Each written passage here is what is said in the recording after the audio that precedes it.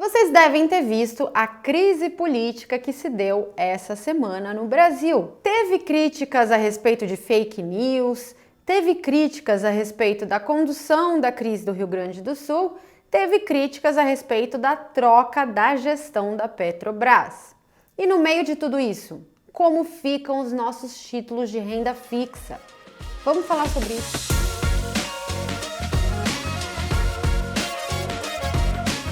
Toda essa questão delicada do Rio Grande do Sul incita algumas perguntas do tipo: será que vamos ter um repique da inflação por conta de quebra, de safras, enfim, que eram feitas lá na região? A resposta, até o Banco Central falou sobre isso, e a resposta é sim. Tem algumas culturas que serão prejudicadas e isso pode levar ao aumento da inflação de alimentos. Então isso é uma das coisas que influencia o mercado, influencia, claro, as taxas de juros no Brasil. Além disso, tivemos a troca do presidente da Petrobras, que foi demitido para a entrada de uma pessoa mais ligada ao governo, E com isso, o mercado também reagiu, caindo bastante a bolsa, com queda nas ações da Petrobras e com alta das taxas de juros. Tudo isso acaba influenciando a renda fixa e muita gente está me perguntando: Marília, agora o que fazer? Eu vou explicar para vocês exatamente quais eu acho que são os impactos disso e, claro, qual o título que você tem que ter para se proteger dessa situação. Mas antes de eu falar do título, é importante você saber que tem 3 tipos de títulos: o pré-fixado, o pós-fixado e o indexado à inflação. E cada um desses títulos se comporta de uma maneira diferente, dado um certo cenário macroeconômico. Se isso ainda não está 100% claro na sua cabeça, é muito importante que você entenda a diferença entre os títulos. Senão você acha que você está comprando um bom para esse cenário e acaba comprando um que tem prejuízo nesse tipo de cenário. Se você ainda não domina esse assunto, tem o meu livro Renda Fixa Não é Fixa, que eu vou disponibilizar um link aqui embaixo totalmente gratuito, tá? Então clica no link, passa por esses 3 tipos de títulos para você entender totalmente. Lembrando que é uma linguagem acessível, divertida e super tranquila, parece que eu estou conversando com você e é fácil de entender. Entende esses 3 tipos de títulos, tá? Que eu vou falar agora para você não fazer confusão e não acabar comprando o título errado no momento econômico errado. Beleza? Então, quais os impactos? Primeiro, inflação de alimentos por conta de choque temporário, Porque uma hora a situação do Rio Grande do Sul vai melhorar, se Deus quiser, e as colheitas, as plantações que dependem da região vão voltar. Por mais que demore mais, uma hora vai voltar. E, teoricamente, o Banco Central não deveria reagir a choques de preços, tá? Principalmente se o choque é circunscrito a um tipo de alimento ou a uma região. Por quê, Marília? A política monetária, ela não é efetiva em controlar apenas um item ou apenas uma região. Quando você sobe a taxa de juro, você está influenciando o empréstimo do Brasil inteiro, de todos os setores. E aí você vai fazer uma pressão baixista na economia em todos os setores. Aí você vai aumentar o desemprego em todos os setores. Vai cair o salário de todos os setores, que por sua vez vai fazer uma pressão baixista na inflação.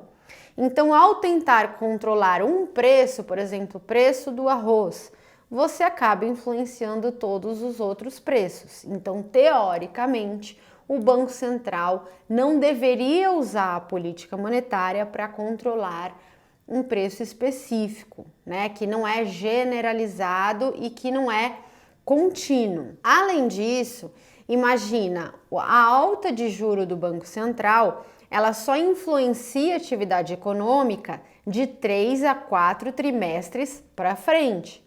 Então, se o Banco Central sobe o juro hoje, esse juro só faz o impacto total daqui a 1 ano.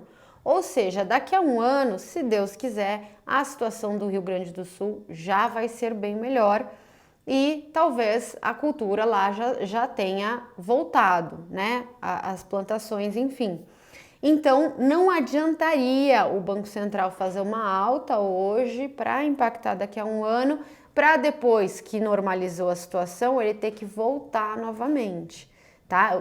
Que só faria efeito um ano depois também. Então, isso geraria volatilidade na política monetária. A questão do Rio Grande do Sul, a princípio, não deveria impactar a política monetária brasileira, tá?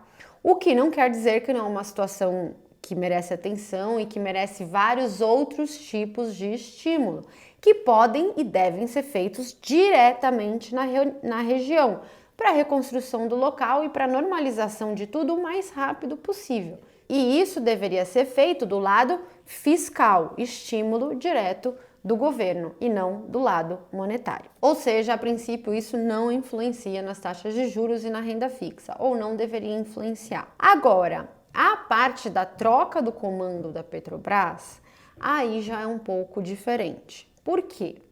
Você trocar um presidente que foi colocado lá por uma questão técnica, né?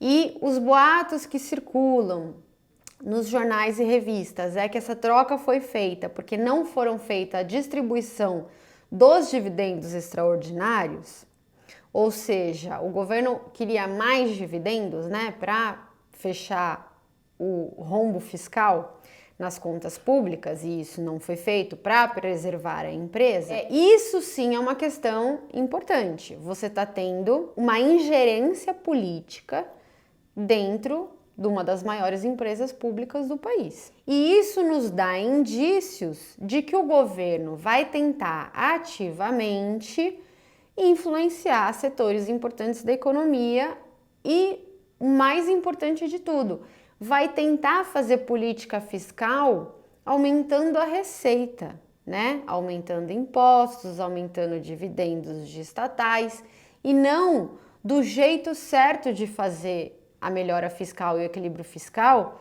que é reduzindo despesas, que é o jeito correto de fazer. Você reduz hoje uma despesa que não é tão produtiva assim, que não gera tanta produtividade para a economia assim, você provoca uma economia perpétua, né? Então, essa é a forma correta de você reduzir despesas e não é o que o governo está fazendo.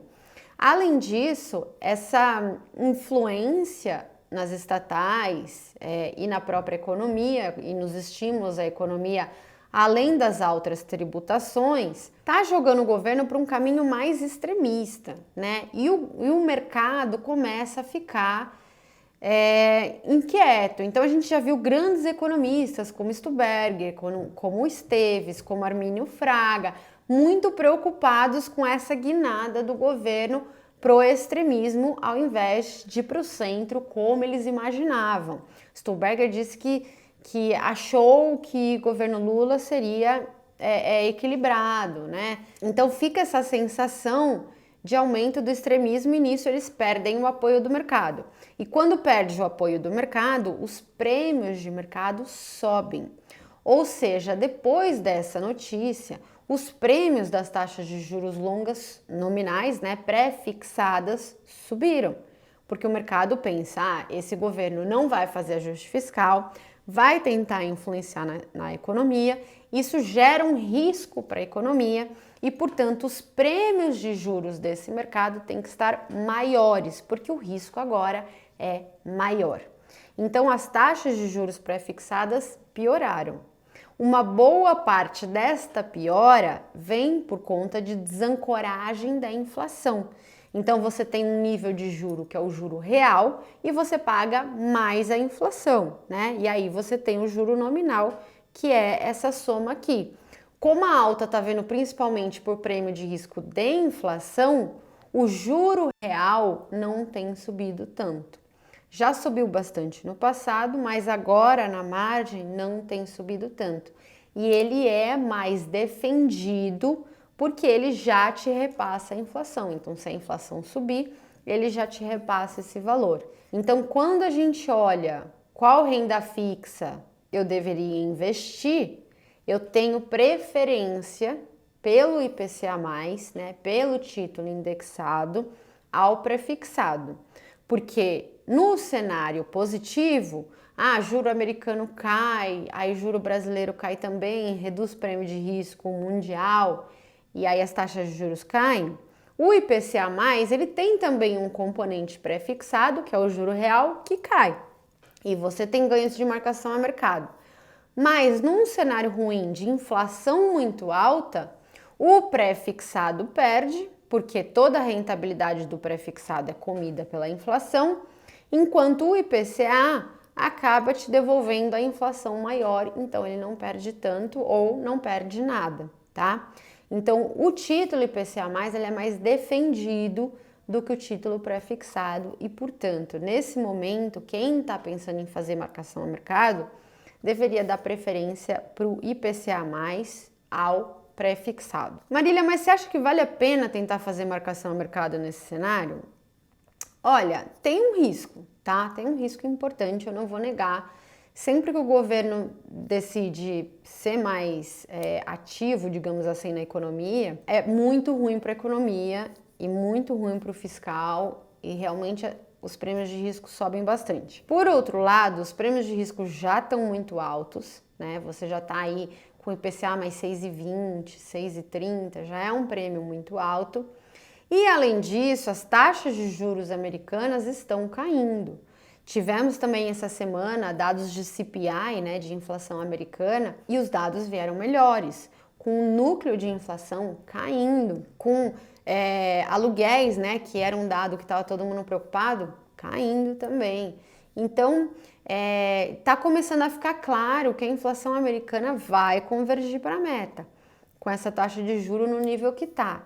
E se a taxa de juro americana cai, é muito impossível a nossa não cair também. Então eu acho que aqui a gente tem uma situação fiscal complicada de fato, mas a gente tem também muito prêmio na curva e a gente vai ter uma situação americana melhorando, né, com prêmios diminuindo no médio prazo, que deve ajudar a nossa taxa de juro aqui também. Então sim, eu gosto de tentar fazer marcação a mercado, e eu prefiro fazer via IPCA+, por toda essa questão do governo. E lembrando, quem ainda não entende 100% a diferença entre um pré-fixado e um IPCA+, tem que fazer download do meu livro, totalmente gratuito, e o link tá aqui embaixo. E é isso, muito obrigada a todos e até a semana que vem.